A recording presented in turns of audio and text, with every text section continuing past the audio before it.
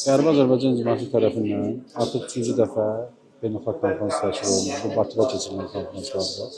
Biz adəti üzrə 5 dekabr tarixində bu konfransı təşkil etməyə çalışırıq və bu 5 dekabrda keçirilməsində xüsusi əhəmiyyəti var. Ona görə ki, 5 dekabrda Qərbi Azərbaycanlıların böyük hissəsinin 1988-ci ildə artıq Qərbi Azərbaycanı tərk etməyə məcbur edildiyi son tarix kimi yaddaşımızda qalır.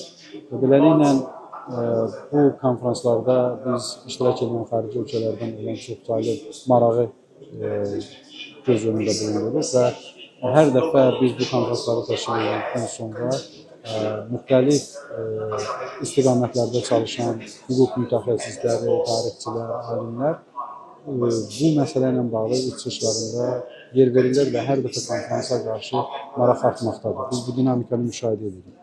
Bundan əlavə 2025-ci ilin may ayında Türkiyənin paytaxtı Ankarada beynəlxalq bir konfrans təşkil olunub. Qərbi Azərbaycan icması və Azərbaycan-Türkiyə elinin birgə təşkilatçılığı edir.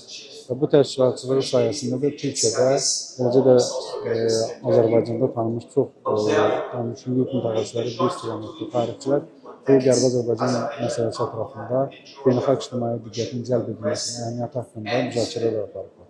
Hazırki konfrans mədəni irs və qayıdış hüququ adlanır. Ədalətə və barışa, sülhə aparan yol kimi təqdim olunur və burada daha çox mədəni hüquqların pozulması, Qərbi Azərbaycanlıların min illər ərzində Qərbi Azərbaycanda yaratmış olduqları tarixi abidələrin, tarixi mədəni irsin, maddi və qeyri-maddi irsin gördüyü zərəri istiqamətləndirmək üçün olan və bu məsələləri müzakirə etmək üçün təşkil olunur.